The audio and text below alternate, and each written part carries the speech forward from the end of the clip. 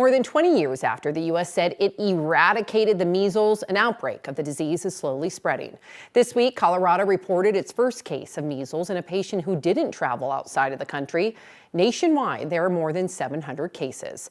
Our 9 News medical expert, Dr. Payal Kohli, is here with some insight. Dr. Kohli, thank you so much for being here. So number one, how do you feel that the outbreak response has been handled thus far? Honestly, Sam, in my opinion, I think there have been a lot of missteps here. And if you think about measles, as you said, it's been eradicated. Now we're struggling with an outbreak. I mean, the first misstep really is the vaccine hesitancy that has really been built in. And that happened back in COVID. We talked about it. The second is all these distracting narratives like vitamin A. And have you heard the latest? No. Budesonide and clarithromycin. Budesonide is an inhaled steroid.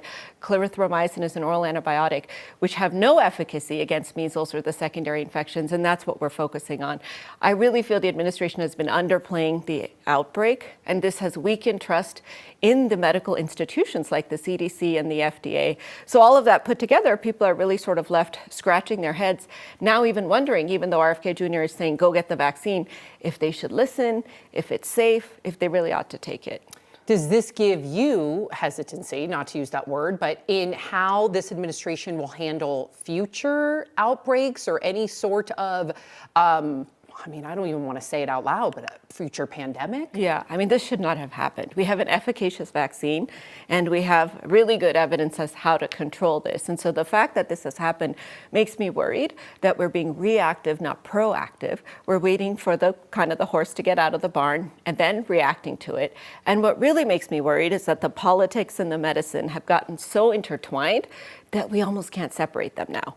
And so how is that going to work in the future when there is a top-down medical information that needs to come or medical decision, but our administration feels they can't even be empowered to tell people that they have to get the vaccine, even though science has backed the safety and the efficacy of the vaccine. Right. And what would you tell anyone, a family who's living near one of these hot spots? Oh, you got to have your radar up. So first, most importantly, if you're not vaccinated, go and get vaccinated, because there's no chance you're not going to get this if you're living near a hot spot and are unvaccinated. It's that contagious. It's the most contagious disease we have in medicine. I mean, there is no possibility that you're not going to get it if you're exposed to it and not vaccinated. Secondly, if you are vaccinated, make sure you think about checking your titers, because there are people that can have low titers. I got mine checked and they turned out to be low. Really? And I'm a healthcare worker, so Right. I actually got a boost of the vaccine.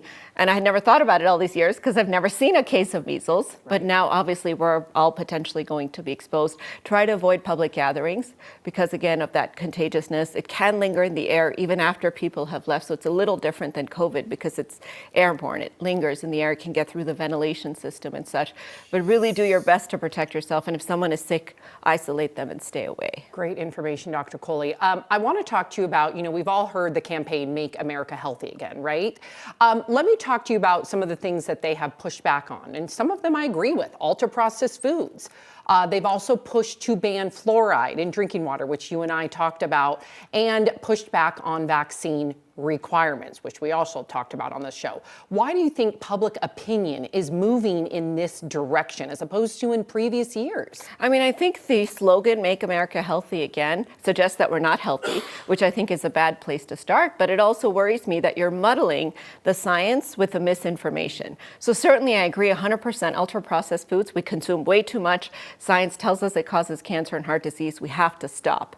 But when you throw in the vaccine hesitancy and you throw in the fluoride in the drinking water, which are backed by scientific evidence, and you've got a chiropractor on Instagram telling you what you should eat and whether or not you should take the vaccine because he's a doctor, that makes me nervous because we're breaking down the sources of information that are reliable, like the CDC, the FDA. We're now relying on the social media echo chamber where everyone who has a phone can get on there, put their opinion out there. And we're deconstructing science, turning our back on science, and really relying on anecdotes and other people's experience. Yeah, I can't imagine how frustrating that must be as a doctor. Today, RFK Jr. announced that he plans to find the root cause of autism by September. Now, this goes in the complete opposite direction of some of his prior statements linking autism to vaccines. Do you think he's the right person to lead this? What are your thoughts as a doctor with his previous statements? So, autism has been increasing, Sam. We're seeing more and more of it. We don't know why. So I commend him for trying to understand why. But doing it by September, I mean, it's been going on for years. That's a very, very tall order. And secondly, trying to raise the autism issue at a time where the measles is front and center makes people worry that the vaccines are causing autism, which we have repeatedly proven to be a misinformation and to be a false fact. So I worry that it's going to actually, create more vaccine hesitancy. This is the wrong timing. And certainly autism is something we need to think about, but there's no way we're going to solve that problem by September. It's going to require a lot of research and time. And you don't want to divert resources from the infectious disease outbreaks that we're having, where we had hotspots. We have children dying of a disease that's preventable. I mean, that should not be happening. Right. Dr. Coley, thank you, as always.